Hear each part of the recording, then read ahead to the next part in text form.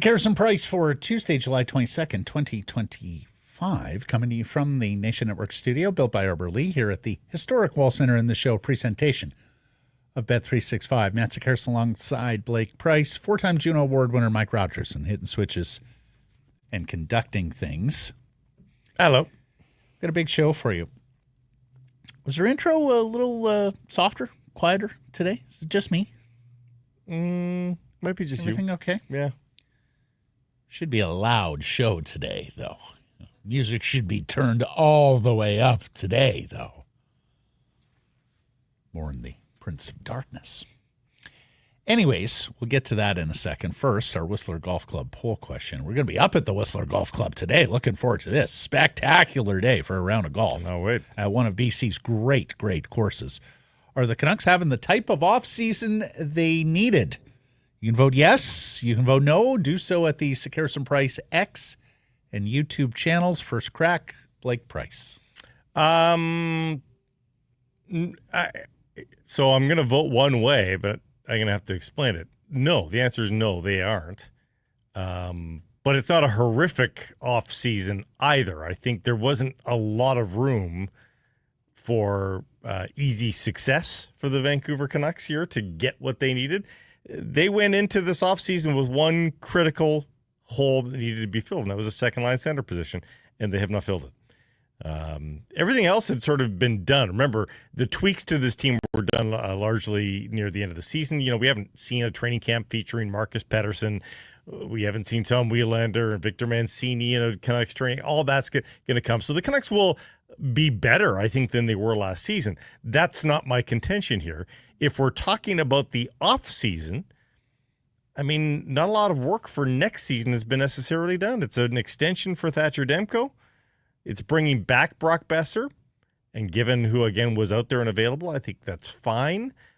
But it's not that wasn't the biggest job. No, you had one job, a top two center. It was going to be more expensive not to. We are still in more expensive not to. The additions, Evander Kane, 1 year at full freight, just over $5.1 million. Odd. No matter if you like it or not. No matter if you like it or not, it was an odd decision, not because he's not obviously connected to Vancouver. That part is easy. Well, he's connected to the owner, so. No, but he's when the owner wants him. He's a Vancouver guy, played for the Vancouver Giants. The connection was obvious, but in terms of their needs, yeah, like if his name was Bob Smith from Regina, he's probably not coming in here. Right. Right? Yeah. So Evander Kane at full freight, a little over $5.1 million. Then they went off and signed Pierre-Olivier Joseph, a player they have history with from the Pittsburgh Penguins organization, who, you know, at this stage of the game is the third pair or seventh NHL defenseman. $775, though, so nothing lost there. No. They made the trade for this Russian center, Ilya Safonov, who I don't suspect will affect the big club. Chase Stillman, the winger who came over from Pittsburgh in the Artur Shilov's deal. And, yeah, a one-time first-round pick, but I'm not sure he's going to affect this season much. No. A fourth-round pick in 2027 for Shilov's, a fourth-round pick in 2028 for Dakota Joshua. Then on the way out, Dakota Joshua, Pius Suter, Artur Shilov's, and a fourth-round pick in this past draft in the Evander Kane deal. Brock Besser is the retention, because remember, he did make it to unrestricted free agency, and then the extensions you noted, Garland and Demko. Yeah. No, they're not having the type of offseason they needed. They needed to hit a home run this summer. Evander Kane is not a home run. Evander Kane would have to be like a 35, 40 goal guy for them to look at this offseason and say, yeah, we did everything we needed to do to improve the team. No, I'm not going to exonerate. As we know, the improvement has to come from within and not necessarily the traditional young players getting better, but older players bouncing back Elias Pettersson, Thatcher Demko, chief among them. Canucks were never in the Mitch Marner sweepstakes. They don't have the cap space for that. And given the cap space problem that they do have, I can also pretty confidently say there's not an obvious home run missed here, though, either, Matt. Now, that's not to say it's impossible, because you can make trades. You can, get rid of more salary if you want to try to accomplish a home run. But all that being said, while it's a non-zero chance of them pulling off a home run, there's not an obvious home run there that they missed. I would never call Pius Suter a home run, but I might call him a double, and you're way better off with Pius Suter as a center iceman and a primary penalty killer than you are with Evander Kane. And I know Evander Kane has his fans, and that's great. And if we're talking about the Evander Kane of 10 years ago, obviously it's a different calculation. That's a better player than Pius Suter ever was, or maybe ever could be. But this isn't that Evander Kane. No. Paul Maurice said it years ago, no disrespect to wingers, but you don't win with them. You win with center icemen, defensemen, goaltenders. And they are shy at center ice. And, while Kane at one point was an all-situations winger, I'm not sure he's that anymore. I don't think he's going to be killing penalties. I don't think he's going to be out there protecting a lead late. Maybe, but I think they'll choose others. So really, and Jeff said it yesterday, the loss of Dakota Joshua for nothing tangible coming back that affects this year's roster, that puts more onus, more burden on Evander Kane to bounce back in his own right. Because let's remember, this is a player who missed all of the regular season, dropped in the Stanley Cup playoffs. That's what the big if of if there's no other shiny new toy at training camp. If the Canucks still conduct business here and he no longer is sort of the marquee new attraction, I think there's a little less pressure on him. But right now, currently, he's on the marquee. And as we said yesterday, if they go about and take this $3-4 million and find a way to fill that top two center void with it, and it may take more than that, then you have a different calculation again. Yeah. But for the moment, no, this was not the droid they were looking for. They were looking for a top two center. They have failed to deliver a top two center. Poll question brought to you by the Arnold Palmer Design Whistler Golf Club. Now taking bookings for any time during the 2025 season. Of course, prime time's filling up fast. Whether you're golfing, just visiting Whistler, we know there's a lot of people who just love to drive up to the village, walk around. Hey, if you're looking for a quiet spot, a little bit of shade, Whistler's Best Burger, some awesome local beer, beautiful views. Check out Palmer's Gallery Bar and Grill overlooking the 18th green. If you have a group of 12 or more, tell them about your group, whistlergolf.com/groups. Let's get to our top story. Brought to you by Yellow Dog Brewing, Neighborhood Brewing, Foolish Winery. The Roslovic market. Carolina forward Jack Roslovic, now 3 weeks into free agency. We're July 22nd now, right? 3 weeks since Canada Day. Without a contract, after posting 22 goals and 39 points in a bounce-back season of his own right. Wasn't long ago, a couple of years ago, where Jack Roslovic was a waiver guy. His 23-24 season split between the New York Rangers and Columbus Blue Jackets was 59 games, 9 goals, 31 points. Signed a 1-year show-me deal with the Carolina Hurricanes, and he showed. 39 points in the 13 minutes and 49 seconds of ice time. And was poking around this morning to see whom he has been connected with. And it's a pretty big list. Boston Bruins, Colorado Avalanche, Columbus Blue Jackets, Seattle Kraken, Toronto Maple Leafs, Washington Capitals, and your Vancouver Canucks. And it's a little bit odd because while this was changing a little bit before we moved into the flat cap COVID era, National Hockey League general managers have long fallen for supply and demand economics on July 1st. That okay, he may not be ideal. It may be too much money or too much term, but what are our alternatives? Let's go out and sign the contract. So I do think what we're looking at here is a little bit of I would say market correction, but it's more general managers getting better at their jobs, or at least understanding the pitfalls and mistakes that they have made in the past or their predecessors have made in the past. And we said this a little bit about free agency writ large in the NHL this year, that we were expecting some crazy deals on July 1st as people had cap space for the first time in ages. They held themselves back. For the most part, it was relatively restrained. And that restraint has continued 3 weeks in here, because you can't tell me with them, and the list of teams I read, 7 of them, that's not even comprehensive of the teams that are looking for center depth and scoring.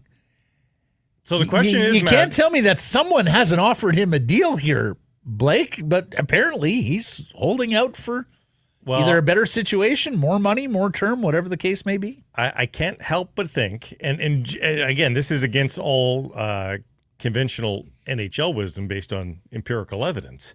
Normally, when there's this many teams interested in one guy, it gets bid up, and that player gets more money than they should otherwise get. In this case, though, based on what you just said about how the market was restrained on the relative scale come free agency on July 1st, I think everybody that you just mentioned that's in on or has kicked tires on Jack Roslovic, they all want the same thing out of Jack Roslovic: value.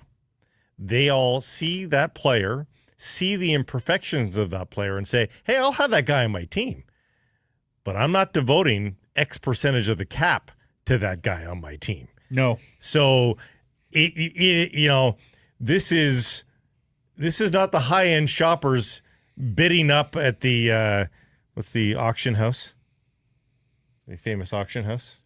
Oh, Sotheby's. Sotheby's. These are not the high-stakes bidders at Sotheby's. This is a busy winners is what we're seeing here. This is a bunch of bargain shoppers looking for a good deal. This isn't Sotheby's.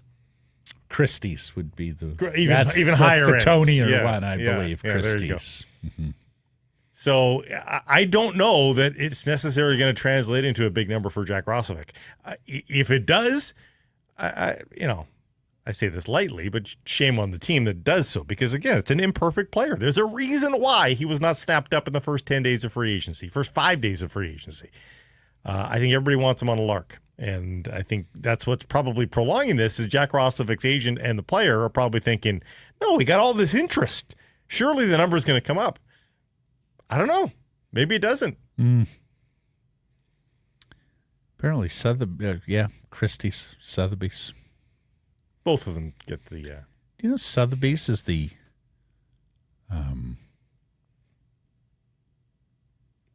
Look at this. He's down a rabbit hole. Sotheby's is the oldest company listed on the New York Stock Exchange. Is it really? That's extraordinary. Yeah, that's an interesting stat. Mm-hmm. 4th oldest auction house in existence.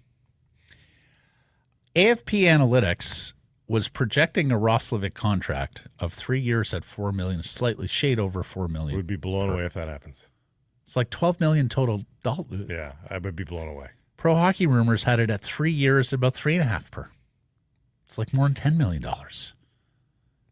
Now, what are we talking about?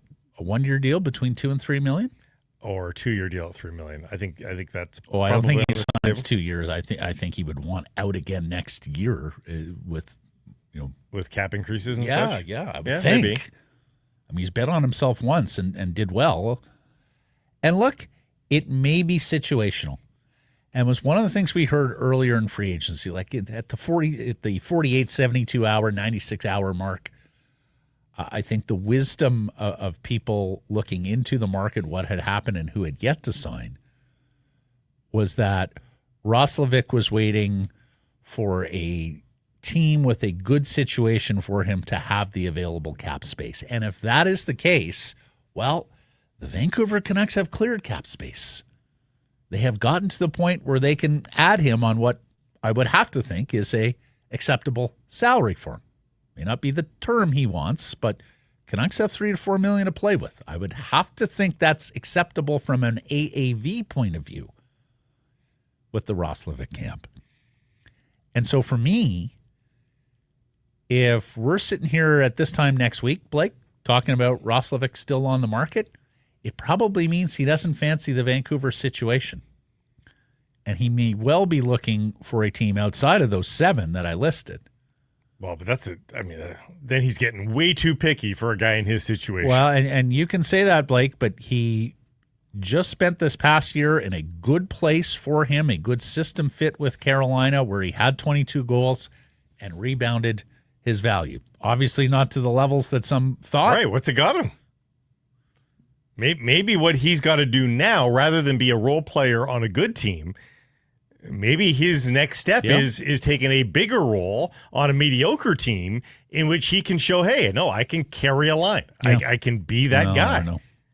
Well, it doesn't matter what we think. It matters what he thinks. But I think that's fair in terms of going to a place where you can play further up the lineup. Yeah. And so, as we wait out Roslovic, do you continue to wait out Marco Rossi? Michael Russo of The Athletic in Minnesota reporting the negotiations between the young Austrian center and the Minnesota Wild are in, quote, total shutdown mode. The sides have not spoken in 3 to 4 weeks. And the suspicion is that Wild general manager Bill Guerin is going to make Rossi sweat a little bit here into August. No pun intended. Russo says major differences in opinion on the player value. Rossi, as we know, is seeking a 7x7 deal, the longer-term deal. The Wild don't even want to go to $6 million on a bridge deal. Moreover, Rossi worried that a bridge deal makes it more easy for him to be demoted or play down lineup, and that could hurt his earning power on the next contract after the bridge deal. As we know, the Wild and others, it would seem, at this stage of the game, are concerned about Rossi's slight stature. It's not that he plays small, it's that he is small. And that in a world where the Florida Panthers with bigger, more rugged forwards are winning Stanley Cups is not desirable or as desirable as it was previously. And, of course, Marco Rossi did get demoted to the 4th line in the postseason, the first round this year. Yeah. Minnesota can match any offer sheets here. They have $14 million in cap space. Rossi apparently also concerned he gets traded somewhere he doesn't want to go. You see, they've got the ability to match any offer sheet, but the whole idea of a match of making it an offer sheet is not necessarily the full snooker where they cannot match. It's also we cannot devote that much of what we've got left to that player. So, and the other thing to recap, we should mention this. Bill Guerin's ask was for a center in return, a bigger center. He moved slightly off that position with comments towards the end of June, early July, about replacing Rossi's offense at center or on the wing. We have sat here and wondered, is he just going to have to take futures at some point, or is this a situation where you can reconcile? Remember, December for RFAs, key date. If you're not signed and playing in the NHL by December 2nd, you don't get to play. So there is a pressure point there, but this is something that could go into training camp and could go into the season. I almost wonder if there's a deal to be made again with Columbus. Remember, Columbus traded them David Jiricek, where winger Yegor Chinakhov is upset with the coach. His agent says wants a trade. 15 points last year, was 29 points, 16 goals the year before. I think it would take more than Chinakhov to get Rossi, but do you have the basis of a deal there? with the 24-year-old Russian winger. Chinahov's still a very much an unknown quantity. He's never played more than 59 games, I think, in a season. So what he is as an 80-game player in the NHL, we don't necessarily know. But he is a winger, as you pointed out. So it's like, and he is under contract at $2.1 million for this year. Yeah, so that's very reasonable. I mean, what can the Canucks do there? I mean, they need salary going the other way too, right, to fit. So, I mean, how scared is Bill Guerin of Filipinos' injury history? I would guess he probably is pretty scared. But the player itself is probably something that Bill Guerin is interested in. The question is his willingness to gamble on it. Are you completely opposed to Garland in a Rossi scenario? I'm not. Do you have to go there because of the center ice? I'm not opposed to Garland there, but I would be surprised. Again, the freshly signed extension guy is rarely the guy that is traded in an offseason. I would be surprised at that. Yeah. And then you're back to the question of, would the Vancouver Canucks consider moving one of their defensemen? Is that palatable? I mean, you just can't trade Roenick given the right-handed experience that they've got right now. They do actually have right-handed bodies again, but none of it with experience. We have is it a super chat, Mike, or just a question from Stephen Wong? Just a question. Stephen Wong wants to know in the chat, do you think Roslovic would sign for Joshua's AAV of $3.25 million? I do. That's my sense. But now term matters there. Yeah, right. If you're talking about 1 year deal, 3.25. He still might. Yeah, he still might. I'd want that AAV lower in a 2-year deal. But yeah, I think it's a possibility. He should anyway. I don't know that he's going to get much better than that. Correct. Should we get to our super chat from yesterday as well? We can get to that in a moment. Okay. Because it's not related to this. Why don't you tell us about Yellow Dog? Love to tell you about Yellow Dog because I can't wait to have one after our round today. So thirst quenching. And is there anything better than a light, tasty brew after being out there in the sun? The Amigos has definitely scratched that itch in the past for me. I had Amigos on Saturday. I love it. It is fresh. It is brisk. It is thirst quenching. Now a spin. How about the Amigos Juicy Radler? So sweet, so tasty. Neighborhood's got the Radler via the Amigos. They're very creative. They're always coming up with new potions, new elixirs, new brands, new flavors. Grapefruit Radler, bright, juicy, endlessly crushable, perfect balance of that citrus sweetness and the crisp refreshment. Go seek one out today from Neighborhood Brewing. As we talked about a little bit yesterday with JPAT, and I see he has written about this for Canucks Army, Dakota Joshua doesn't just have lineup repercussions, but he has specialty team repercussions as well. He wasn't a leaned-on penalty killer last year, but 2 years ago he was as regular as they came for the Canucks. He was the third forward in average shorthanded ice time per game. And so now, having lost Pius Suter, your most used penalty killer last year, and a guy who could take the draws, although he wasn't particularly great at the draws. Not to mention some of the other guys you used last year who have already been shuffled off. Danton Heinen was one. You were looking at a penalty killing setup like of Bluger and Sherwood, who were the two big holdovers who played substantial shorthanded minutes last year. Drew O'Connor as well, although more in a depth role. Elias Pettersson is back to killing penalties now. And I think you're going to bring along Atu Ratu slowly. I think Ratu is going to make for an extraordinary penalty killer once he gets fully formed as an NHL player. Yep, I think so too. If that happens out of the box, out of the chute in October, November, fantastic. If it takes some time, I think Elias is going to have to kill some penalties. But honestly, Blake, and the other AHLer too, though, Baines. If Baines makes the team, he can. And Garland killed some penalties. They were training up Garland last year a little bit, so I think. But what I will say is, and It took an awful lot of time and work to get that penalty kill respectable. It was dreadful for a couple of years. You may remember we were looking at all these NHL records and where the Canucks stood, futility records on the penalty kill. It was third best in the league last year. It would be a crying shame to us, all that energy, effort, personnel, to have a good penalty killing unit and then to come tumbling back down the NHL rankings. I don't think that's going to be the case because I think Forbort and Marcus Pettersson, I think you have better penalty killing defensemen now that you can, EPD, that you can lean on going forward. But it's a possibility here. And it's also a possibility alongside a power play unit that, needless to say, has gotten weaker because JT Miller was a big part of the power play game when he was here. And again, I'm not sure Evander Kane is a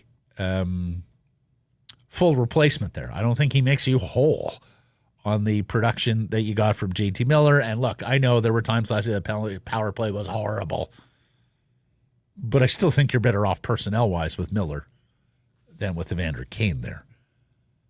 So the penalty killing unit, and look, if the team is a reflection of its head coach, this should be something that continues. Adam Foote was in charge of this group last year. Adam Foote, one of the great penalty killers in his day as a player, right? And I think back to that first Adam Foote press conference when he was talking about drawing on his own personal experience, that fantastic answer he gave about how he had to defend a Datsuk versus a Korea versus the specific offensive skill sets that were coming at him on a nightly basis. Boy, if he can impart all of that wisdom and have it be sticky, have it ingrained in his players, then I think you're in a good spot. I think sometimes we get a little... But it may take some time. We get a little hyper-focused, though, on the forwards of the penalty kill, forgetting, of course, the best penalty killer is your goalie. Well, of course. And your second best penalty killer might be, in the case of the modern game now, the defenseman to control the traffic immediately in front of the goalie. And I think I do have a lot of confidence in now a full season of watching Pettersson, Myers, Forbort, and probably other Pettersson as well. Pettersson, Roenick, Forbort, Myers. I mentioned EPD didn't play much at all last year on the penalty kill. But that's just because he was young. That'll accrue. That'll change in time. Yeah. And P.O. Joseph would too. So it's basically everybody but Hughes can kill penalties. Yeah, I think you're looking at Pettersson and Roenick and then Forbort and Myers off the bench together. And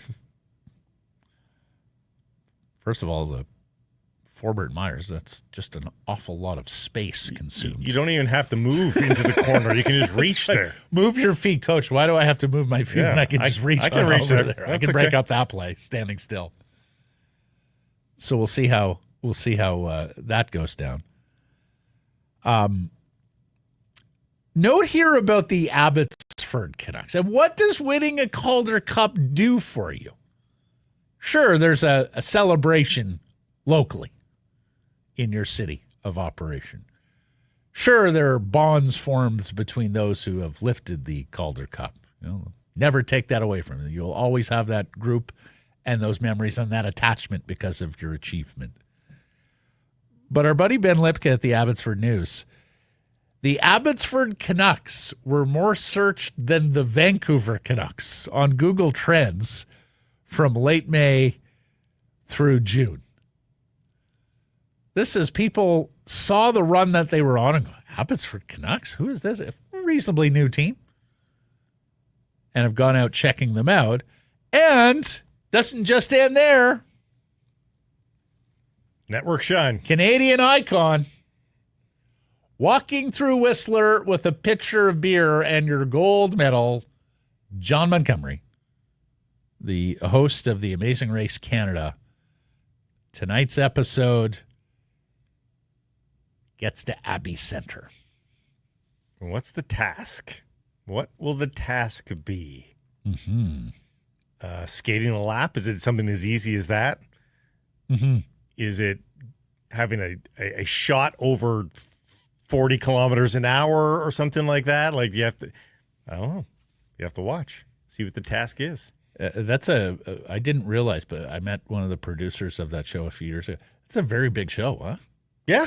That's got a huge following. My kids love it. Canada. I mean, yeah. you get to see the entire country, and they started to go a little bit international on Amazing Race Canada even. Yeah. So it's a lot of fun. So since we're talking about John Montgomery and the walkthrough, and a lot of Canuck ties there, by the way. Brad May's featured in back-to-back seasons of it. Really? And they've descended into Vancouver, and it was the clue was to something on Gravel Island. And Brad May's like, I know where we're going. And he immediately, he's like, I played here when I was, younger and blah, blah, blah. Yeah, it was good. I covered Brad May's day with the Stanley Cup in his little town that he grew up in, it was north of Markham in Toronto. It was amazing. You could tell that everybody knew Brad and Brad knew everybody. He's that type of guy, as old Canucks fans know. While we're on John Montgomery, though, for a moment, and the Whistler walk with the pitcher of beer, Blake, I'm going to say it again. I know some of you will be, oh, my God, there goes Sakaris beating this old drum. Because we're going to be in Whistler today as well. How is there not a statue fountain of John Montgomery in the village, pitcher of beer? He's pouring the beer, but it's water. Come on. It's right there, people.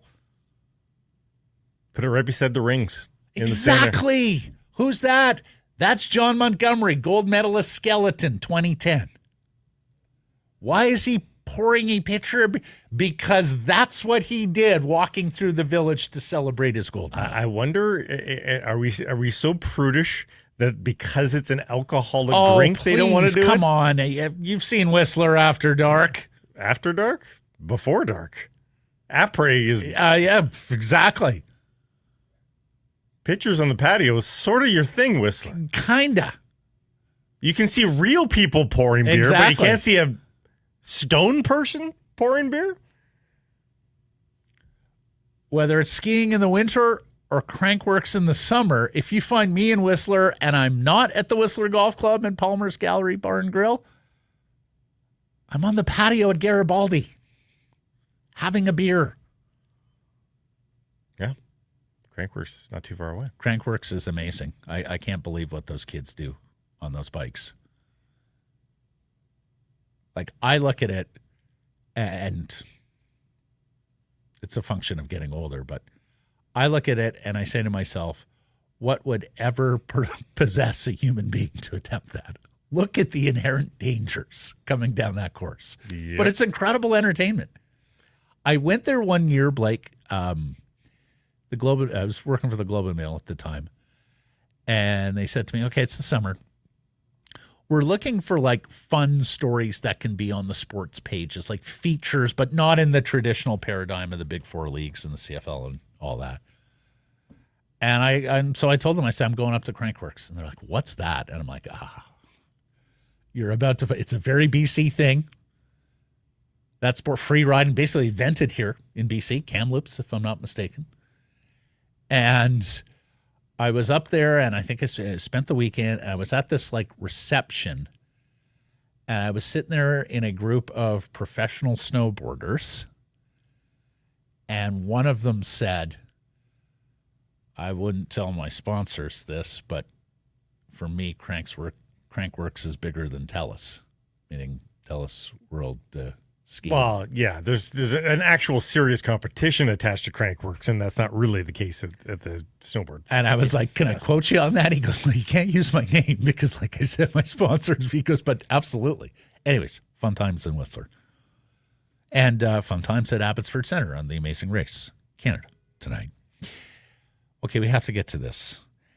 And I don't want people to think that we're picking on Rick Tocchet, because we played that video a couple of weeks ago of him in conversation with Travis Green and Craig Berube, where Green talked about tailoring his system to his talent, and Tocchet gave it it's a good point. And then Berube talked about how he's not going to ask Austin Matthews to dump the puck in, even though that's kind of how he'd like to play. Did you see the video of Matvei Michkov? We have it. Mike, we have it, right? That's up. Matvei Michkov, the 20-year-old precocious Philadelphia Flyers winger. This was the 7th pick in the 2023 draft, but there would have been a lot of people who would have told you after Connor Bedard, this was the best or at least most talented player in that NHL I think he draft. showed that last year, too. Yeah, and he did. So there's a video out there, and there it is. There's the subtitles. It's in Russian, where he talks about he's not a fan of dump and chase hockey. He would prefer to carry it in. He talks about how there's no guarantee you'll get the puck back. Plus, it's exhausting hockey, spending so much effort trying to regain possession that you have nothing left for the attack. Blake, from the mouths of babes. Yeah. And he's right. How is Matvei Michkov going to work with Rick Tocchet and dump and chase hockey? Now, like, if you are so deep like a Florida, where the next guy's over the board and you can wear down the other team who are getting hit on it, like, there is a path to where pound their D. There is a path where dump and chase works, but you have to have the perfect roster for it. Well, and I would say, Blake, even with the perfect roster for it, if Barkov or Reinhart or Tkachuk want to carry the puck in and try something creative, yeah, I would hope. I would hope they would have that free reign and license. Hope. Yeah. Like, to me, that is one of the huge questions as we bring it back to the Vancouver Canucks with regards to how Adam Foote is going to coach Elias Pettersson. And we really liked Adam Foote's answer about Elias Pettersson when he was introduced as head coach of the Vancouver Canucks. Blake had been talking for weeks, months. Okay, enough of the piling on. Like, somebody say something nice about him. Time to build the kid up. Mm-hmm. You've buried him with your words here for months. It's now time for some sugar to make him feel good about himself. Fresh start, new coach. And Adam Foote stepped up to the plate, and we thought that was one of his best answers too, right? On the day he was introduced, talking about Elias. But to me, one of the big questions, and I think it's critical to the Elias quote-unquote bounce back too, is Adam Foote going to give him the free rein to explore his offense, carry the puck in, try creative things, or is Foote just going to be an extension of what Tocchet wanted and the reprogramming of Elias to get him to play more north-south? Well, I would hope that Adam Foote doesn't want to be a continuation. Like, just put yourself in that position. It didn't work for Elias. You can sit there and especially with this personnel group of forwards, say, you know what, my other 9 forwards have to play this way. It also didn't work for Rick. Like, they didn't win. But Elias can't play that way, or shouldn't be forced into playing that way. But also, do you want to just appear? Like, even for the sake of appearances, if I'm Adam Foote, I'm pretty loath to emulate everything that Rick Tocchet did before me. I want to be known as me, not as another guy. You know, but Blake, he is so light on head coaching experience. Yep. I worry that he has only one real person to draw from here in the modern game. Potentially, yeah.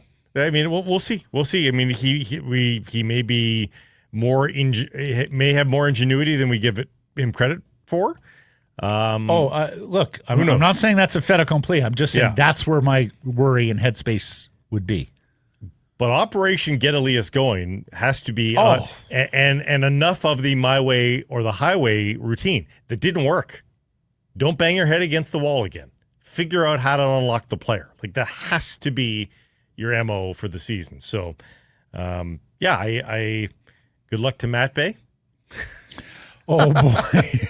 But I mean, hey, he survived a season with Torts. Well, this should be easier than that. Oh. Yeah.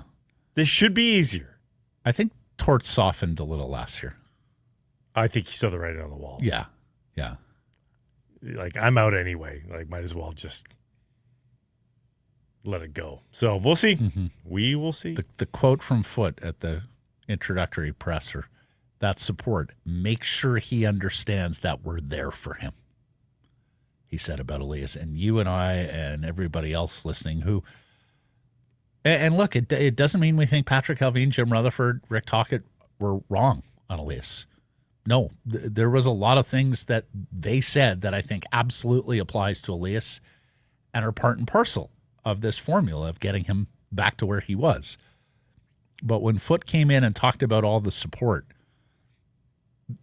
that he was going to provide for Elias, I thought it was the right notes at the right time from the new Canucks. Just want to clarify, just Chili in the chat. Boudreau let Pettersson loose, but we lost millions of games. Boudreau let everybody loose. Boudreau let everybody loose. At all stops. And that's why Bruce Boudreau didn't have more success in the Stanley Cup playoffs. Right. So I think there's it's Plus, life's not black and white. There's a gray there. Plus, I would also argue the roster, and especially the back end, wasn't nearly as good as it is now. You can afford a few turnovers and a few offensive players risks when you're as stout as you are or appear to be. We haven't seen him play, but on paper with that defense group and those two goaltenders. I think honestly, the more I talk about it, the more I think we're hashing it out here, Blake. Let the top line play exactly how they want to play. Give them authority, empower them, let them go about and build chemistry as they see fit, playing with the puck. Cannot score without the scoring instrument. Do not voluntarily surrender the scoring instrument at the blue line for the mere purpose of getting it deep and trying to win it back. If you're at the end of a shift, of course. But if you're fresh, carry that puck in, Elias Pettersson, Brock Besser, Jake DeBrusk, if that is in fact going to be. At the very least, keep them guessing, Matt. At the very least, keep the gaps at a proper level so they don't know if you're going to dump it in or carry. You have to do a smattering of both. If they know you're carrying every time, Matt, then they close down the gap and you're fair enough. You're smothered. So then now you may have to play the puck behind them. But yes, and then let those other three forward groups, especially as constructed right now, go be bang crashers, puck retrieval, dump and chase, chip and chase guys. Okay, the super chat you were talking about. The name here is Check D. Is that correct? Check so. D. And yet paying in Swedish kroners. So thank you. Yeah. Half proceeds to the BC Mental Health Foundation. Should Vancouver go after Bedard? Is it possible?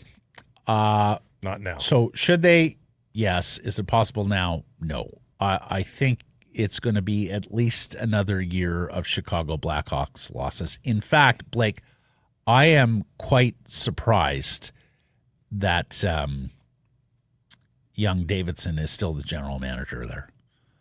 I had somebody mention to me during the course of the season that Bill and Gary were not particularly happy with the way the Blackhawks were being run, that, coming out of the sexual abuse scandal, needless to say, the Chicago Blackhawks had bigger matters than just their personnel.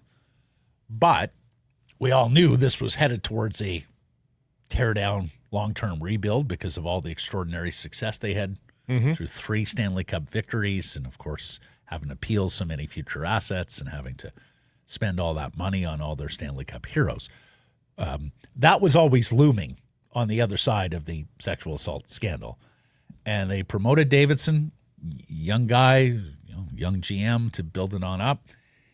And I just can't find a single person who thinks that the Blackhawks have done good work in the early days here, early years of their rebuild, or that any kind of success is around the corner. Well, he's only been there for 2.5 years. It's been there for 3 years now. Yeah, 3 years. I think it's that still is premature, but after 4 years, I think you start to see GMs fired. So it's 2 years there. 2 years. 2 years? Yep. Just I thought it was 2022. No, 23. He's played 2 years. No. Kyle Davidson. Oh, okay. I thought you meant Bedard. Yeah. So you can start to fire guys after 4 years, I think. So he's probably on his last legs unless there's a profound turnaround.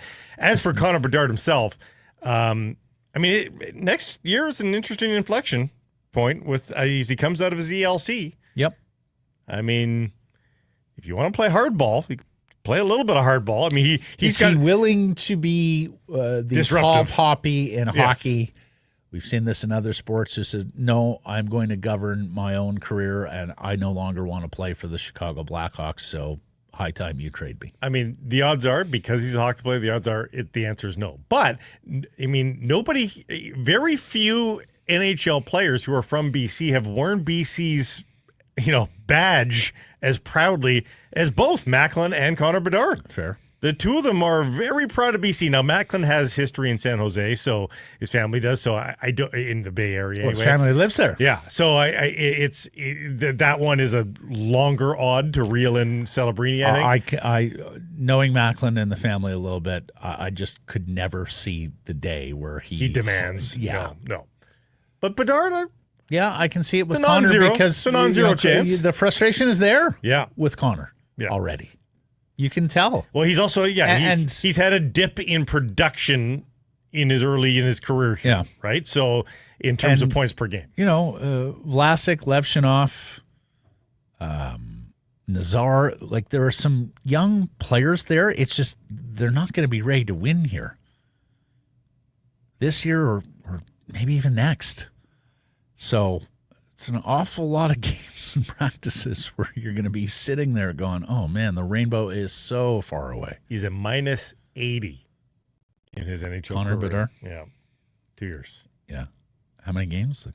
150? Oh, boy. Yeah. Yeah. And look, he was not drafted with anybody thinking he was going to be a Selke candidate any day, but a lot of that is on his teammates and as well. Okay, lastly here. We got another super chat. Oh, yeah, we do have one more super Okay. chat. Let's get rid of this one. All right. It's just a comment on what we're talking about. Okay. Canucks fan 94, thank you, Canucks fan 94. The only way Bedard comes to Vancouver is if he wants to come Vancouver by free agency. Well, yeah, but I think our FA is a free agency type as well, where you do have some leverage. Yeah. Put it this way. Could I see free agent Connor Bedard one day signing with the Vancouver Canucks? Yes, I can. We are 7 years from that. Yeah. So I think more pertinently over the next half decade or so, it's going to be how happy is he in Chicago? Does he ask for a trade? The best case scenario for Canucks fans wanting this, by the way, is so he had 67 points in 82 games last year. If he does that again next year, Matt, if he's a 65-point guy again next year and he doesn't get to a point per game this coming year, I mean, I think that bodes well for the storyline in that people might see, or even Blackhawks might be like, okay, he's a little less generational than we thought. Because let's face it, most of the generational players that we've seen come through, by the end of their ELC, that player has manifested themselves. Oh, for sure. I mean, McDavid, it was almost instantaneous. Yeah. So if he's a 67-point guy for 3 straight years, yeah, that's not generational. You might be willing to try to extract generational value on the trade market. Well, but there was always some issues with Connor, with Bedard vis-a-vis like McDavid and, say, Macklin. Bedard is smaller.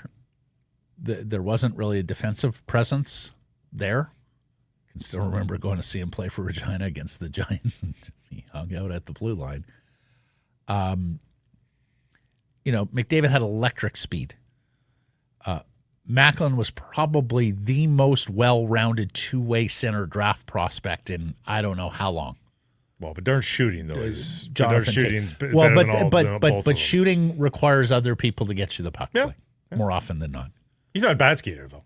No, he's not that in the least. And the angles that he can get shots off and sort of the cadence of the shot, like he is elite world class at that. Yeah. But oftentimes that is reliant on somebody else on the ice. Okay.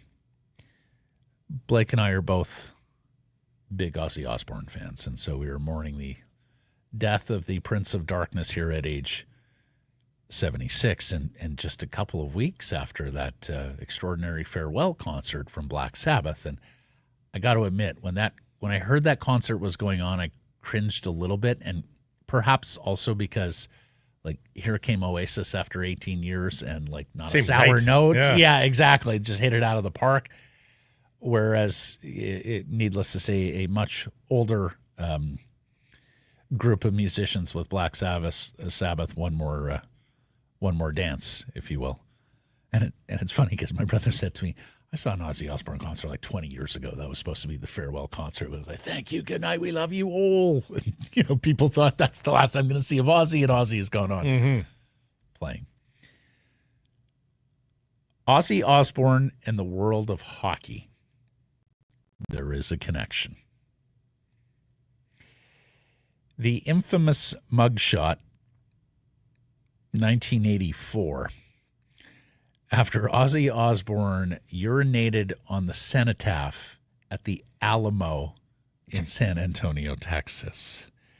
Now, I heard in later years, because needless to say, the Osbourne family was distributed through their reality show and kind of a cutting-edge, groundbreaking show, the Osbournes, right? On MTV all those years ago. Did Family Jewels come out before or after them? Who was first? I think Osbournes were probably first, right? Yeah. Who are Family Jewels? That's just the Simmons family.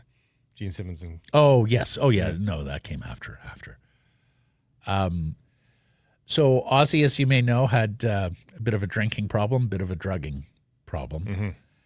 And I've heard Sharon Osbourne say she used to hide his clothes on the road so that he wasn't able to come home from the concert, get dressed, and then go on out on the town. So that is why Ozzy, over the years, during his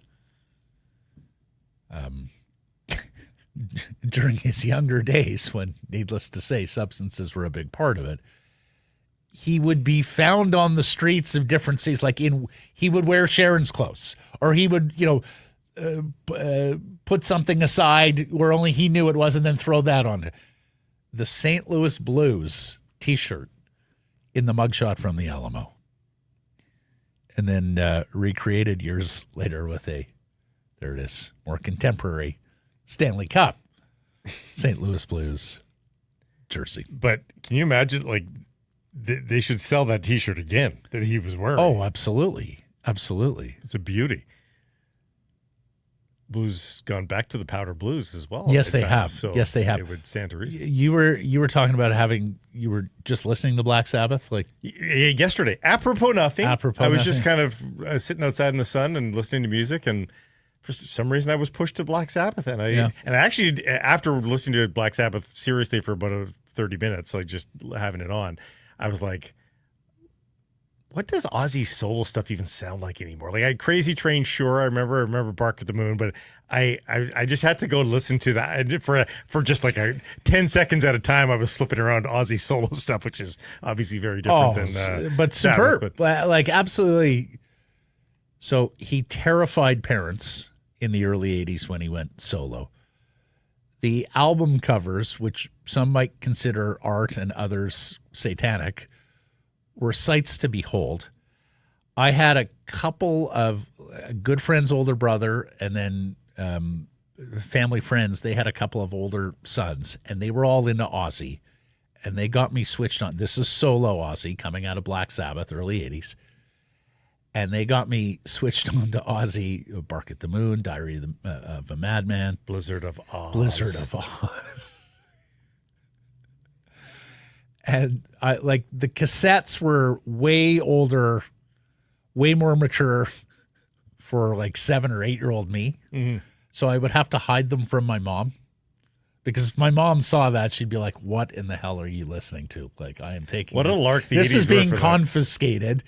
Yeah, this would later become the case with rap, where you couldn't play it in the vicinity of your parents. But the fact that these bands just leaned into their personas, like Iron Maiden and Ozzy did, like, and of course, so he was funny. all over the news at the time. There were these, wives' tales about, killing puppies before the show started. Well, he did bite the head off the pitch. He did. Was it a bat or was it a pitch? That's right. Might have been a bat. Yeah, can't remember. Okay. Needless to say, there was a whole lot of things around Ozzy that terrified parents.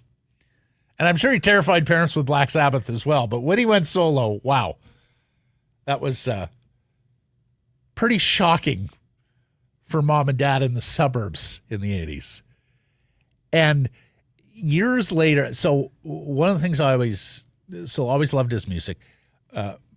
Mike will tell you, as is with his Four Junos, like Crazy Train and that guitar riff go down as one of the great hard rock, heavy metal, however you want to classify it, riffs of all time. Like, there is just no question.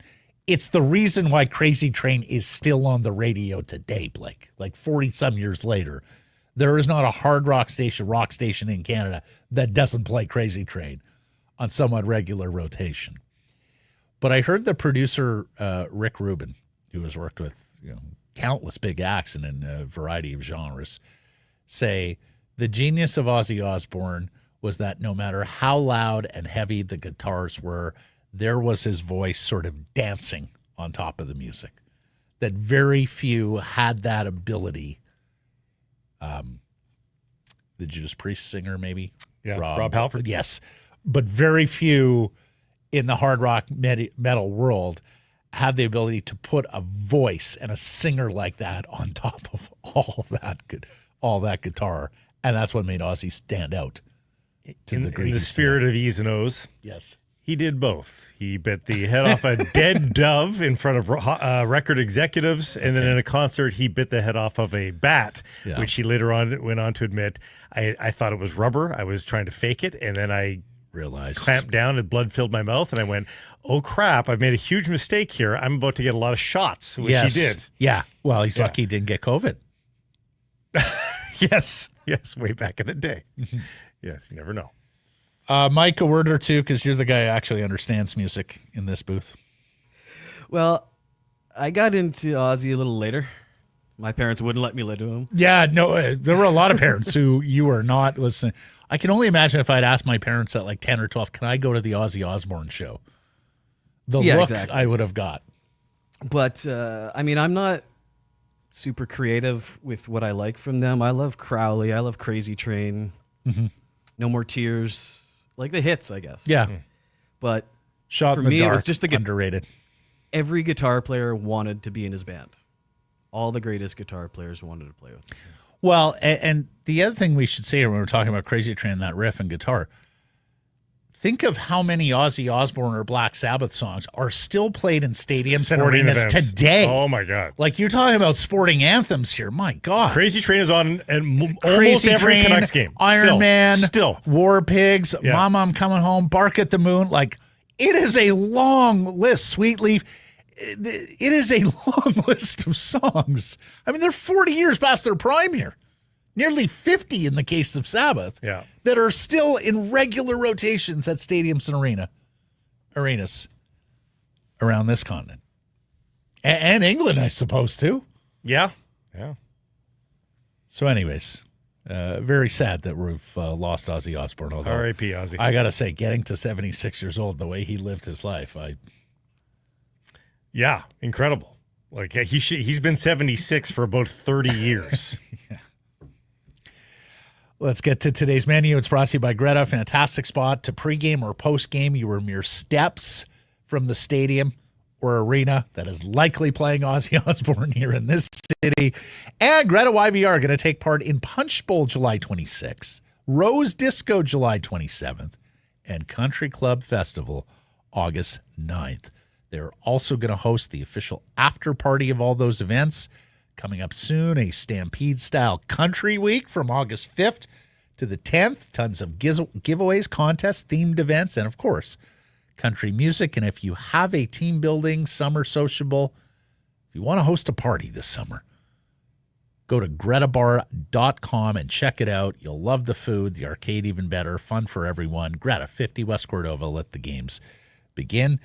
We're going to talk to John Shannon here on the Dakota Joshua trade, on Jack Roslovic, on Marco Rossi, where the Canucks go from here. Also scheduling with John's expertise on television and how television affects your team's schedule.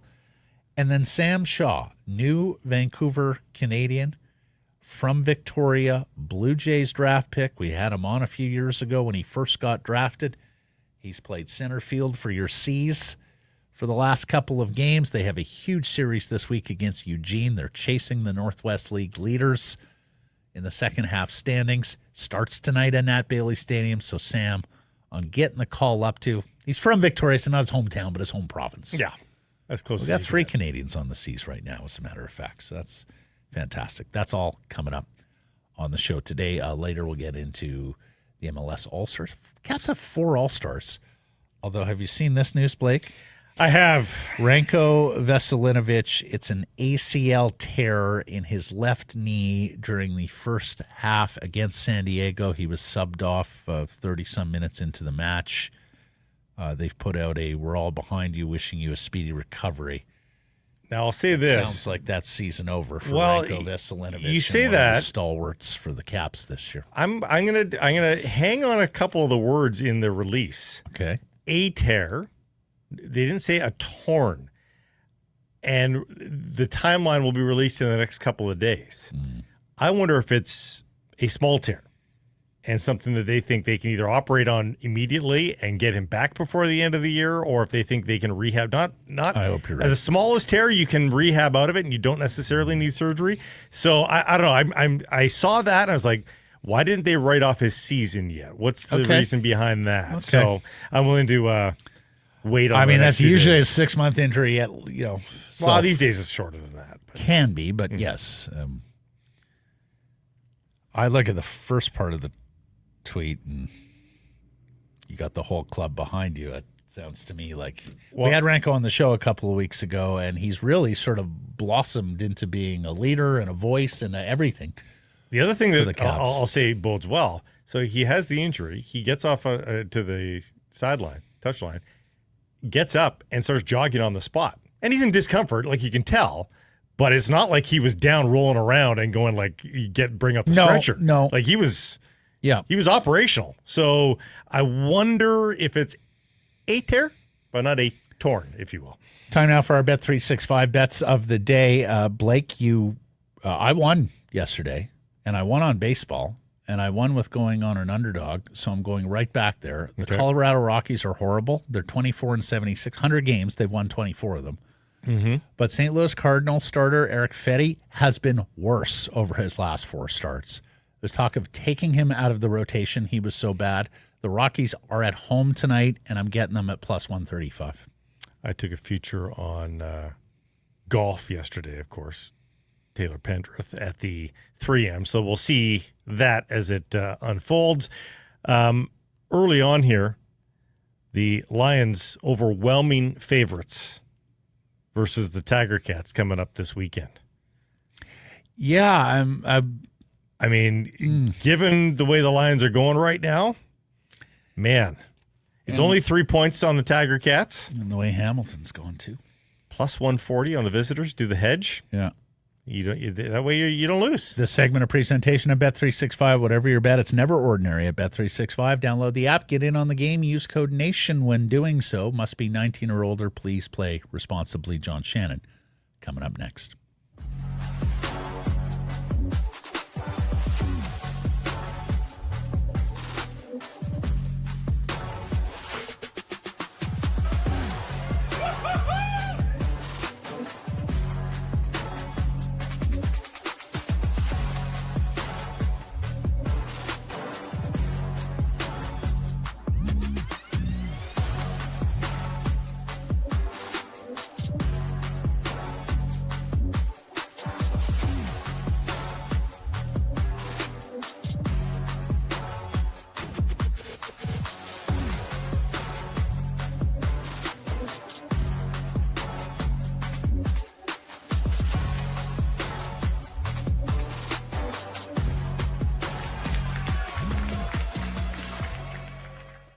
Harrison Price from the historic Wall Center. Our guest is John Shannon, the most famous man from all over British Columbia. His podcast, 100% Hockey, and of course, former executive producer of Hockey Night in Canada. But what I love about this is I hear birds chirping in the background at the golf course. John Shannon, you're giving us an Augusta moment here.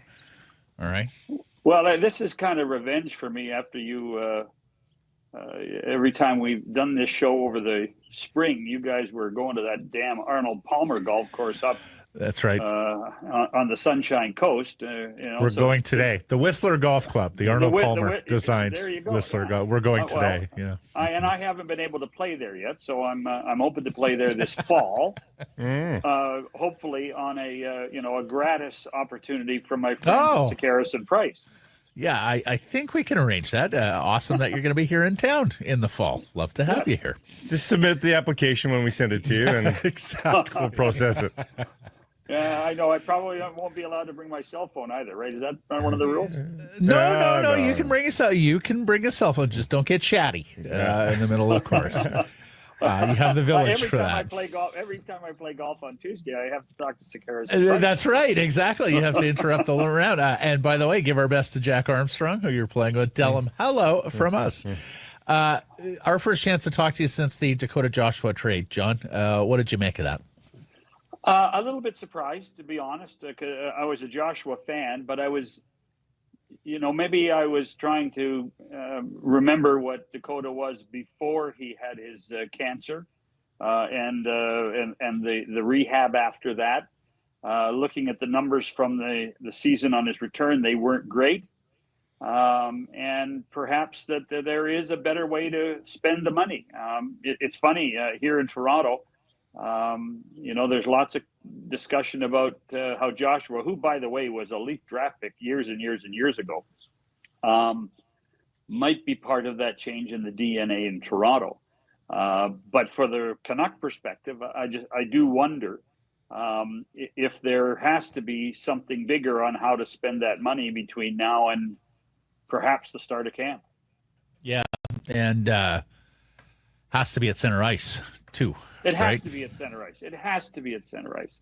We had Patrick Alvin on our show, and he talked about yes, Hedl can play second line center, but if it was an opportune situation to get another centerman and have Hedl as the number 3, this would make this team that much better and would be a really good complementary guy to have, and 3 solid centers to start the season. So for the subsequent deal, do you feel like there's any urgency for the rest of the summer, or do you see who's desperate cap wise in September? What do you think is the most likely scenario there? I tell you what, I do not get a sense of urgency around the league right now at all. Mm-hmm. Perhaps people are taking time off. I mean, hunting and pecking to find general managers these days is rather fascinating. Half of them are on holidays and the other half don't want to answer the phone. So from that perspective, I suspect once we get into August, when staffs are back, when there's a lot more discussion, we might hear more. But you know what? I'm now thinking, Blake, late August, early September for something like this, after people look at the books and look where their cap is and how much relief they have and how much relief they need. And that will probably be the time when we're going to see a few more trades than I think we all anticipated to have trades, and they just haven't happened. I just don't think people are in any hurry right now. We're going to go over one of the trade candidates here in a second because there is a little bit of reporting on Marco Rossi in Minnesota. But first, John, man, we're 3 weeks into free agency. I did a bit of a deeper dive this morning on Jack Roslovic, and I've seen him connected to Boston, Colorado, Columbus, Seattle, Toronto, Vancouver, and Washington. It's a pretty and that's not by all means comprehensive. Like, I may have missed some reporting connecting them to other teams. That's a pretty robust market to have 7 different teams at minimum who are kicking tires. Why is he not signed yet? What's the holdup here? I think it's a bit of fool's gold. I think if you look at what Roslovic is and has been, there is great skill. Whether it be in Winnipeg or Columbus, Carolina. But but really, in the end, I think that people get disappointed in what they have and what they see. I have.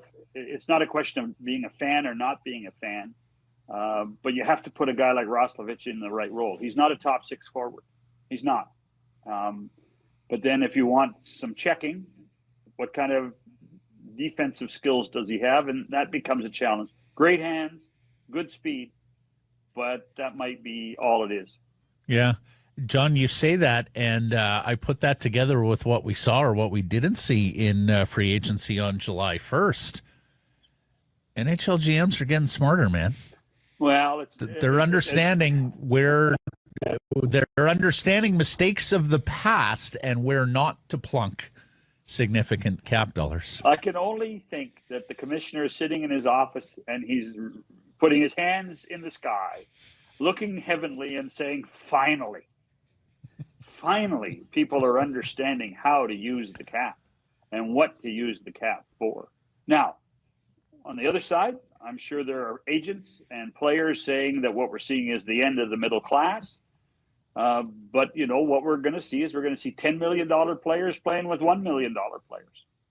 And that's what's going to happen. And so it's almost, Maddie, it's almost like that 18-year-old kid that hangs around the draft. And he actually might be better not being drafted at all after the seventh round. And then he can pick and choose where he goes. And I think that there are going to be guys like Roslovic, again, mid to late August, we'll get an opportunity to have a couple of teams knocking at the door, and he'll be able to, in a short term, on a 1-year deal, have a chance to prove what he's worth.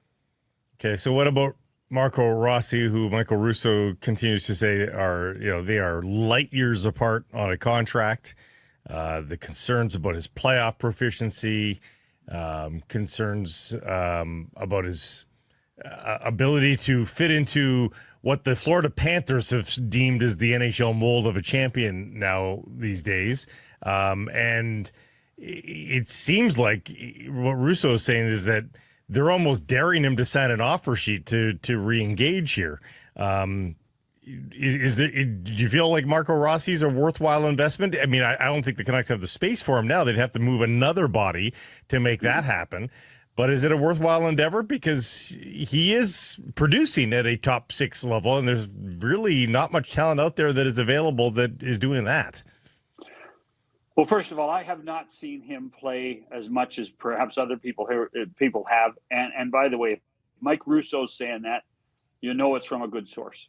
And so from that perspective, if this is the messaging that the team is trying to get out into the marketplace about Marco Rossi to rethink what he wants, then that's an interesting concept.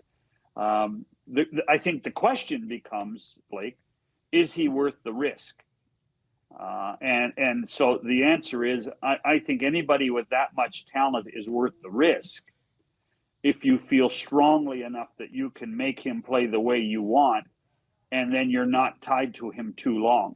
So what's the offer sheet's not an extended deal. It's got to be a short-term deal. And I don't think with the Canucks, with the style of players they have in Hedl and Pettersson at that position, I'm not sure that Rossi, I'm not sure you want somebody like that in that second position as well. So I'd be lukewarm on Marco Rossi. I mean, a guy like Hedl might have to be what's going the other way. I mean, Bill Guerin needs an NHL player, needs a guy that can preferably play center. I mean, if they're willing to bring in some damaged goods, I mean, you need somebody to go the other way in that trade. Yeah, but I mean, if maybe it isn't a trade, maybe it is an offer sheet. Who knows? I mean, let's remember, the offer sheets last summer, the Broberg and Holloway offer sheets weren't until the middle of August. Right. So the other thing on that one, John, come back from their holidays. So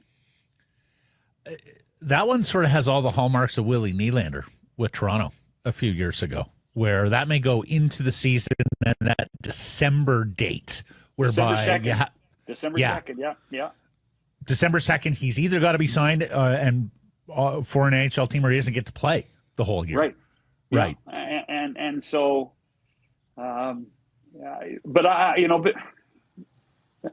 not sure what Billy's thinking about, but he's obviously, now that he has lots of money to spend because he's out from under the Suter and Parise buyouts, he's being rather practical with his money in the short term. So I still see him in Minnesota. I still see Rossi in Minnesota some way, but perhaps it's a shorter term deal, and perhaps it's one that that both can compromise on. I mean, the fascination for me is that we've gone through so many cycles. After entry-level contracts, we've gone, guys, it used to be the bridge was the only time the team had leverage. Now we went through a cycle of, okay, we get the guy at an entry-level deal, and all of a sudden we're going to sign him to as long as we can. And now I think that, that both sides of the coin are trying to figure out whether we want to do the bridge or we want to do the long-term deal. And really, the only team that knows about Rossi can do is Minnesota. I don't see him moving in the end, honestly. And honestly, I think that is one of the more fascinating situations in the NHL, John, because managers have come to the conclusion, and rightfully so, that if you have an asset in ascension, the long-term deal coming at an entry level has a chance to save you oodles so much money of dollars and cap space over the length of a longer-term deal. Mm-hmm. But of course, you have to prove to them that you are that guy. And so you got some guys who think I am that guy or I'm tracking that way, and the teams aren't willing to do it. Well, and Russo's messaging on that was that the player here, Rossi, is worried that if he signs a bridge deal, and he's absolutely right, they could suppress his usage, and then he can't even get the long-term deal that point because he hasn't yet proven himself. So he feels like he's stuck between a rock and a hard place. And there. if you talk to any manager in this league, they will tell you that this is the only time in a player's career that the team has leverage. It's the only time. And so from that perspective, people living and dying with what the bridge deal does in restricted free agency, it doesn't surprise me. Well, you're right, because you got to standardize ELC, and then in unrestricted free agency, you're begging the player to come as well. So that is really the only time. What do you make of the comment in there that Bill Guerin is trying to replicate Florida? We've seen this fall league before. We've seen it here in Vancouver, chasing the template of the Stanley Cup champion.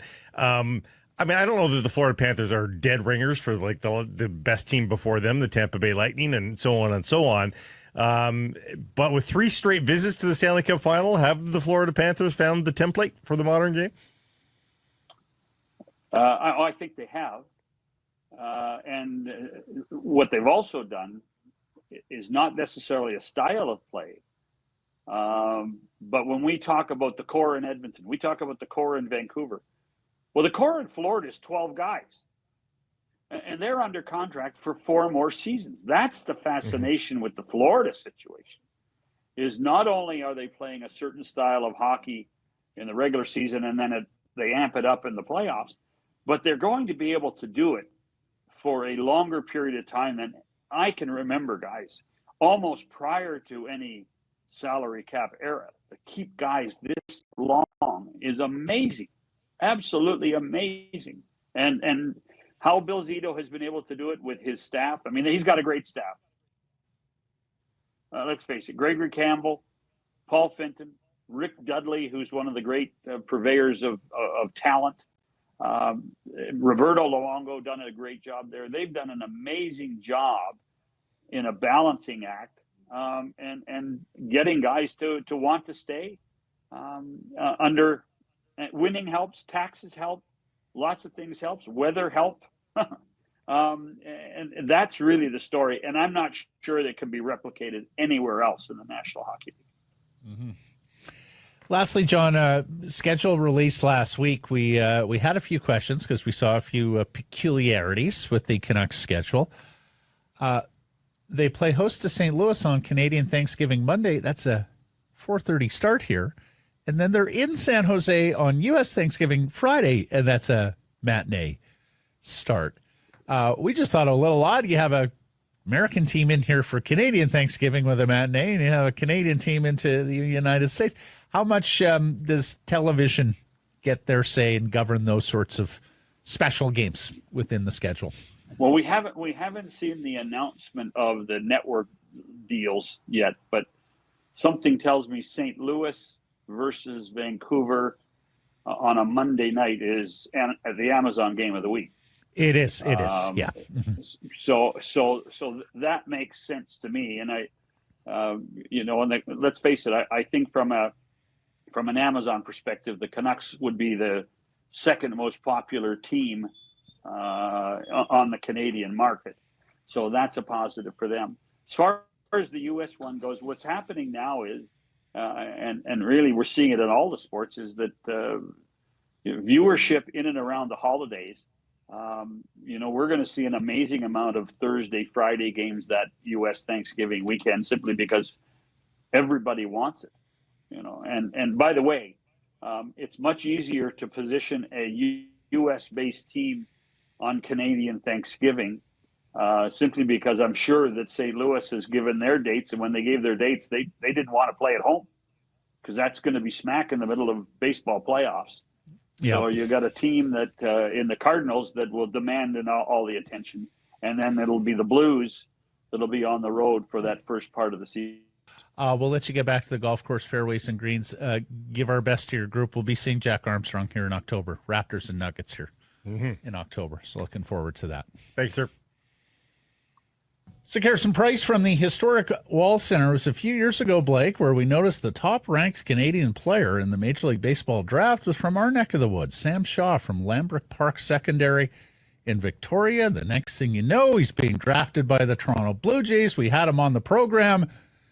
And looky here, a couple of years later, the new center fielder for the Vancouver Canadians, Sam Shaw, joins us. Welcome home, Sam. Thank you, guys. It's been quite a journey. Yeah, it has. It's been a bit of a full circle moment.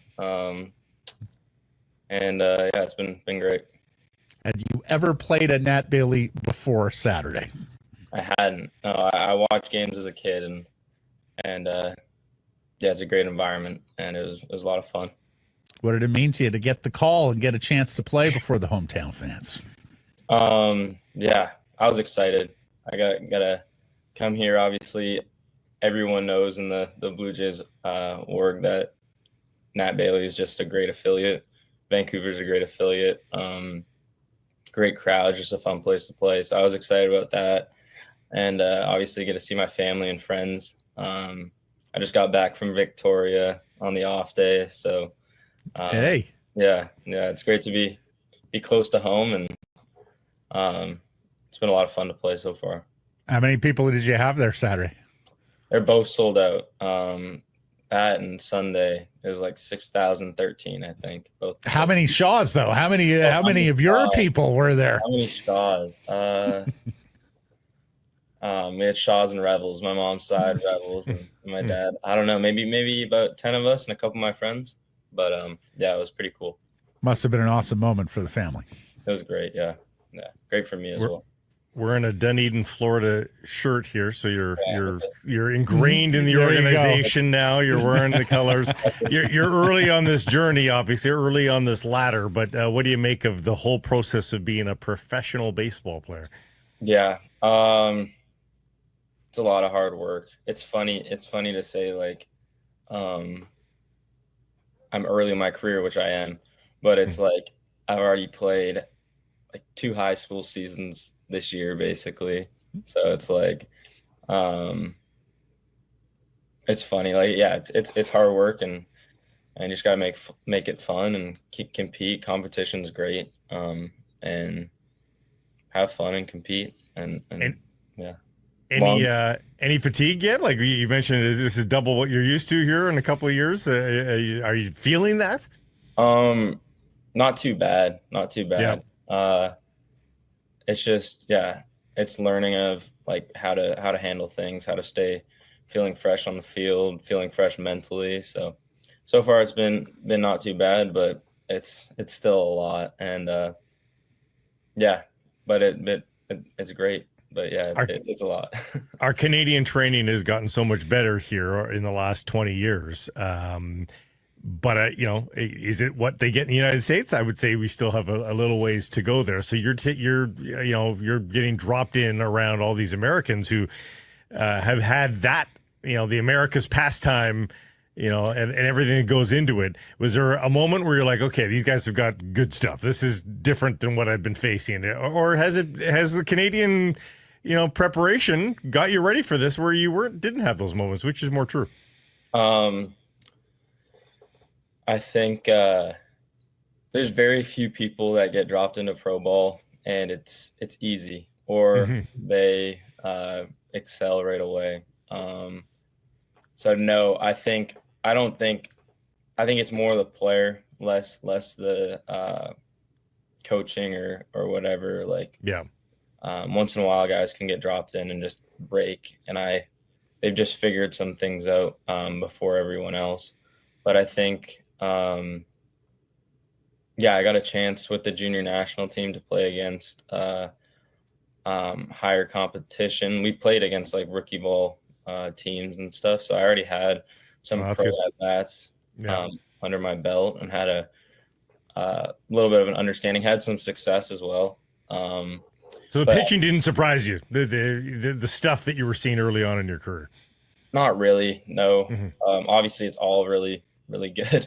But yeah, it's just like the consistency of velo, being on time. I think the biggest thing is just be on time. So any young hitter, maybe at least going up in a level, like that's really just try and find a way to be early and be on time. And that was like the biggest adjustment for me, coming from high school to seeing 95 plus every other day on the regular. Yeah, no, exactly. I watch that Raider gun some days at Nat Bailey, and I'm just astounded at how young some of these guys are and how hard they're throwing. We should shout out Greg Hamilton and the junior national team do such an amazing job of development of young Canadian baseball players. You had a couple of hits Saturday in your debut. Got a nice ovation from the crowd. What did that mean to you? Yeah, it was great. That first hit was very cool moment. Hit one pretty good down the line. Didn't know if it was going to be fair.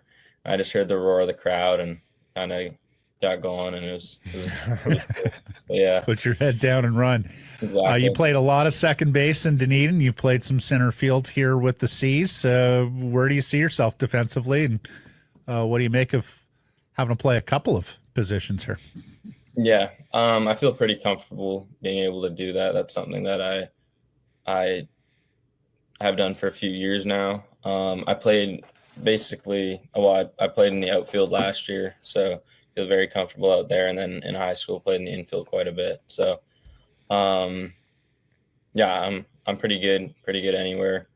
I think I really enjoy center field. But yeah, good anywhere. It's big center field at Nat Bailey. Yeah, it is. It's a big park. I didn't realize that until I don't see any home runs in my future, but good catches. Yeah, at least not to center or right field with those gigantic walls. A little easier to left field. Yeah. Lastly, Sam, we know you're a big Canucks fan. What'd you make of the Dakota Joshua trade? Yeah, that's my guy. In like the Garland Bluger Joshua line in 23 was something else. But I'll miss him. But it's for cap space, right? So it's probably a good trade. And, you optimistic for a bounce back for the team for next year? Yeah, I am. Yeah, I feel like all Canucks fans. We're maybe not always optimistic, but I think this year should be pretty good. I'm excited. It's the only way to stay sane, man. It's the only way to stay sane. Exactly. Well, Sam, we're awfully optimistic about your future. Fantastic seeing you get here to Vancouver, and of course, this is not the end of the journey. So we'll be very interested in watching you progress here and move your way up the ranks. Thanks for the time here, young man.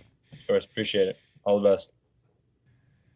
Sekeres and Price from the historic Wall Center. Cheer louder when you're rested. Book your staycation here at the Wall Center, just minutes from the stadium and arena. Unlock that Sekeres and Price rate. Call 604-331-1000. Some blackout dates apply based on availability. Well, the beat goes on for the Blue Jays. Ho hum. They beat the...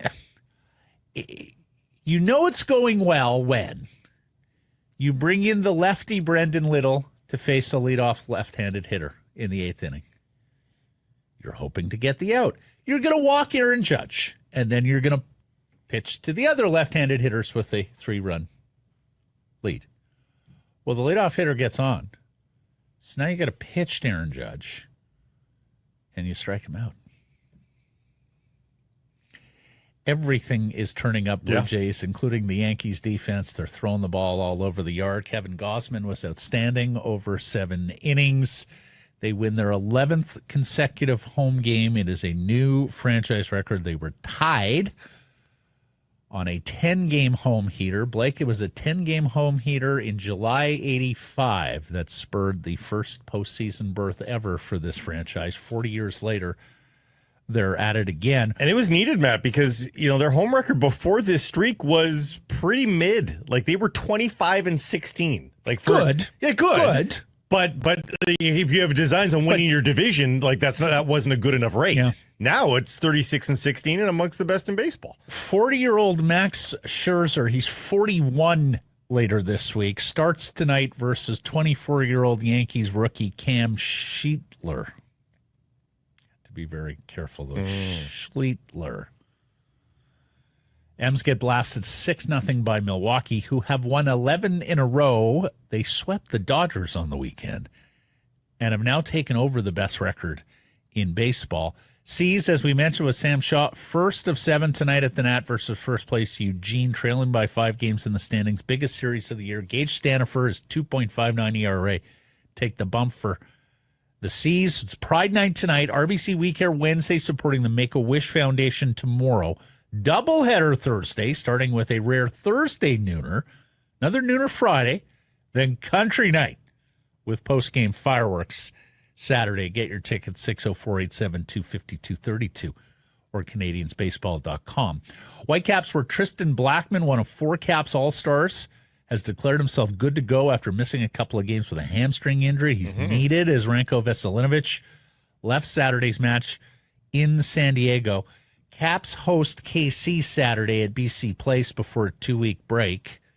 I was just looking at the standings. It would be so nice for them to get that victory. They would know that on pace, at least, they'd be the first place team in the Western Conference standings. Now, the other teams are playing that day as well, but after 24 games, they would know that they would have been in first place. Final 10, right? You're into the home stretch in some ways here in MLS.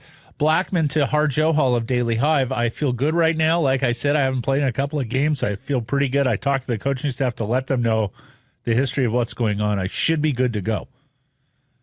MLS All-Star Game goes tomorrow from Austin against League MX. And if you had told me at the beginning of the year, Vancouver Whitecaps FC will have 4 All-Stars and none of them named Ryan Gauld or Pedro Vite. Brian White, one of them. Again, to Harjohal, quote, I couldn't have done anything without my parents, brother, my family back home, the support of the girlfriend, my girlfriend, and all of them. His girlfriend and brother are in attendance there in Austin. Yohei Takaoka is the first Japanese All-Star in MLS. Quote, it means a lot. I heard I'm the first Japanese player to be selected as an All-Star. It's a huge honor. I haven't been selected to the national team, but I always represent the country. Oh, a little messaging there. Yeah, there you go. Blackman, Berhalter, the other All-Stars. And it's official. Midfielder winger Kenji Cabrera, the Peruvian, counts as a U22 with a contract through 2028. Can he drop in this weekend like Vite did for Pumas? No, not happening. Also, he had played wing in Peru. They announced him as a midfielder, so perhaps not just a replacement for Vite roster-wise, but positionally. Well, the data that I've seen of where he plays, it's pretty. It's all over the forward positions. Basically, he's as a young player, he's moved about, so it's a little bit more prominent, the size of the dot, if you will, on the wing. But yeah, he can tuck inside a little bit like a version of Emmanuel Sabi, who can play inside and outside as well. But the Caps are getting a little bit crowded there in the forwards / wingers. When you think about Ahmed, Nelson, Sabi, Cabrera, And even Ocampo can slide up and play that position as well. They've got a lot of options. And shout out Vancouver Rise FC. They had a good start to the first Northern Super League season. Then they went winless in 5 until Saturday. They beat Halifax 6-0. It is the largest margin of victory in this nascent league's history, the most goals any team has scored in a single game this season. The Rise play host to Toronto, first place Toronto, Thursday at Swangard. Get ready for lots of basketball this October. The Denver Nuggets and Toronto Raptors will play in Vancouver, part of the NBA Canada Series, October 6th at Rogers Arena. This is always a popular event in town, usually sells out. And the Dallas Mavericks are holding their training camp here in Vancouver, meaning we get the first look at, well, he played Summer League, but Cooper Flagg, the first overall draft pick from Maine and Duke University. Plus Nikola Jokic, maybe, in that exhibition game. Yeah. That'd be fun. I mean, the Mavs training camp would have had a little bit more acclaim if Luka was still there. There was also talk of LeBron being traded to Dallas. That might be fun. That would be kind of interesting if that came to pass. But you got Flagg and you got Jokic. I mean, Shai Gilgeous-Alexander is the present, but, Jokic is pretty close to the present, and Flagg is clearly part of the future. Raptors have held camp here 6 times, Vancouver, a couple of times over in Victoria, so plenty of hoops this October. NFL training camps underway, and for the first time ever, National Football League training camps will feature 2 quarterbacks born and raised in Canada. Taylor Elgersma from London, Ontario, and Wilfrid Laurier University with Green Bay, and of course, Curtis Rourke, brother of BC Lions starter Nathan, of Oakville, Ontario, and Indiana University with the San Francisco 49ers. And because of that, TSN's Dave Naylor was able to assemble the All-Canada 22 with Canadians participating at every position in the NFL. Yeah. You can find them across the line, both lines of scrimmage, at receiver, at corner, at DB, every position, starting position, has a Canadian player this year in the NFL, at least right now. We'll see how they do in camp. Lions will be watching NFL camps to see if ex-UBC offensive lineman Theo Benedette from North Vancouver can make the Chicago Bears. He spent last year on practice roster, and the way this Lions offensive line is going depth-wise, they could sure use another Canadian body there. They also have a defensive lineman, Hayden Harris, who's at Bills camp, mostly American, qualifies as a Canadian under CFL rules. His mom was born here in Vancouver. Very little chance they see offensive lineman Alaric Jackson. He's a starter with the LA Rams. Theo Johnson, a tight end, second year with the New York Giants. John Mechie, the receiver with Houston. Not sure they'll ever see those guys, but certainly not this season. Tennis, where the exodus is on for the National Bank Open in Toronto. Jannik Sinner, Carlos Alcaraz, Novak Djokovic have all pulled out. Quote-unquote injuries, yes. Or recovering from Wimbledon. One guy that will be there, Vernon's Vasek Pospisil. And Vasek tweeted last night, 18 years of professional tennis, looking forward to playing in front of you one last time in Toronto. Genie saying goodbye in Montreal. Vasek saying goodbye in Toronto. It'll be teary-eyed. Yeah, week. it will be. Yeah, it will be. And Vasek is just such a super guy. We've talked about Vasek we've had him on the program over the years. Of course, he's been very involved in representing his fellow professionals, right? And I think it speaks volumes that they have put that much trust in him over the years. Also helping out with Howard Kelsey and the Canada One Foundation, getting the tennis courts redone at Kitts Beach, the Vasek Pospisil courts. And of course, he helped Canada win the 2022 Davis Cup. Canada's won the Billie Jean King tournament. And this past weekend, Felix and Bianca Andreescu helped win the Hopman Cup. That's the mixed player national event. They beat Italy, but clearly Vasek, a forerunner and a trailblazer who got Canadian team tennis going again at the Davis Cup in UBC all those years ago. He's noted for his doubles play, but his high water mark as a singles player. Did you see what that was? You mean ranking? Yeah. Okay. Ranking. World ranking. What do you think? 32. 25th. Yeah. You got the 25th in the world and as a doubles player, 4th in the world. No, he was a superior doubles player, of course. Nestor is the be-all, end-all there when it comes to Canadian doubles, but Vasek was a super player, like a great teammate, too. Like one of those things about team tennis is you got a lot of people who are very self-absorbed, right? Like you have to be to make it in tennis. It's an individual sport. No one else to blame. You spend a lot of time on your own practicing. And Vasek, I always felt, was like the glue, the bind together. Speaking of which, one of the guys that we've has not been the glue, has been more the solvent, if you will, sometimes in Denis Shapovalov. He won on the weekend. Yes, I did see that. Not a big event, but good on him. But I think it was the criteria was ATP 250 titles and more. Like there's only like 10 people on the planet this year that have won multiple titles, and he's one of them. And Chapo and Felix are both good for him amongst them. So we've been burying them a little bit for their lack of prowess in the biggest events, but I mean they're putting checks in the bank account, that's for sure. Results of the Whistler Golf Club poll question from Monday asked you, do you like the Dakota Joshua trade? The answers here were yes, no, or depends on the next move. What won the poll, Blake? Just like me when I'm 65, I'm going to go depends. He is foreshadowing a rather potty turn for this podcast. More on that in a second. Depends on the next move. Yes, got 52% of the vote. Yes, got 26. No, got 23. Jay Carlson at 775 is worth more than Joshua at $3.25 million. In addition, cannot risk losing him on waivers. They sold low on Joshua, but it's not fair to complain about a bottom six winger making over $3 million and then complain about the return for that bottom six winger.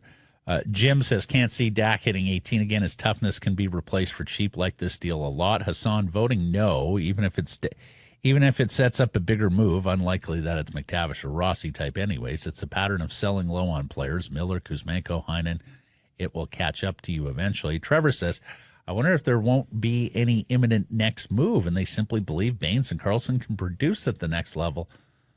At the level of Joshua at a cheaper rate. I don't love it, but it's not crazy. We saw a couple of those comments, the powder dry after accumulating cap space and having a hole at center. Boy, it will be more expensive not to. But again, on the toughness issue, he was less tough than you wanted him to be, remember? Like we saw that criticism a lot. And he broke his hand in a fight, we remember. But that was a pretty few and far between occurrence. It kind of reminded me of the discussion around Virtanen. You wanted Virtanen to play tougher. Yeah. Because of the frame, the body. Tuna. And he didn't. Okay, errors and omissions. And this one, I got to say, I mean, you do enough shows over the years, you're going to have some things that go wrong. Some things that you missed that just get published. Right. Didn't mean that to happen. Like we've done things before, like the last segment of the show has been from a previous date, just in the assembling of it, something has gone wrong. Cut and pasted the wrong piece exactly. over. Yeah. But, this one was a new one for me. For those of you who are listening on the podcast side, if you watch on YouTube or on X or one of the visual platforms, you would not have noticed this. But on the audio side, at the end of yesterday's podcast, it seemed to sign off, with prolonged farting noises. Flatulence. Lots of it. Explosive almost. Yeah. We couldn't explain it. No, Mike has since done a investigation, forensic, an enema, if you will, and we cleaned it all out. We're raising a stink about this with the people responsible. Thank you. It's an interesting. So the bottom line is, we believe it was a hack with one of our partners, distributors, that got into the system, and we sure hope it doesn't happen again. Bonus material. It's generally what happens when something gets into the system that isn't supposed to be there. There's a disturbance. You remember back in the 90s, the liver when you wants let the to CD get run? it out. You get the secret song after the last song. Kind of like a secret song, although this wasn't very musical. Though you know what is mildly depressing for me is the number of people that fed us back on this. It's not that big, which tells me that not a lot of you are sticking around for the final minute. Yes, it was the final few seconds Yes. of the podcast, and I'm sure now that we have noted it, many of you will go back and Try to have a listen. see what you're missing out on. No odor included. It's just audio. Just the noises. Unmistakable. Like a series of whoopee cushions for anyone who remembers whoopee cushions. Well, Leslie Nielsen loved him a good whoopee cushion. Blake's excited about the Liam Neeson turn. Excited is too excited. Couldn't talk enough about it on the golf course. That's not I'm true. like, That's not Blake, true. just honestly, like, we've got a client here. Got a client? Can't talk about film around the No, clients? can't talk about bad films. Liam Neeson, like, why are you excited? He's done a good job. He's no Leslie Nielsen. No one is. Thanks for joining us, everybody. Appreciate you spending some time and connecting with the program. Please do subscribe to all our assorted channels, YouTube, and wherever you get your podcast. Follow on social, X, Insta, Facebook, TikTok, YouTube, Blue Sky, live on many of those platforms, noon Pacific time weekdays. Of course, no Fridays here in the summer. And, of course, support the community sponsors you hear us talking about. Keep it local.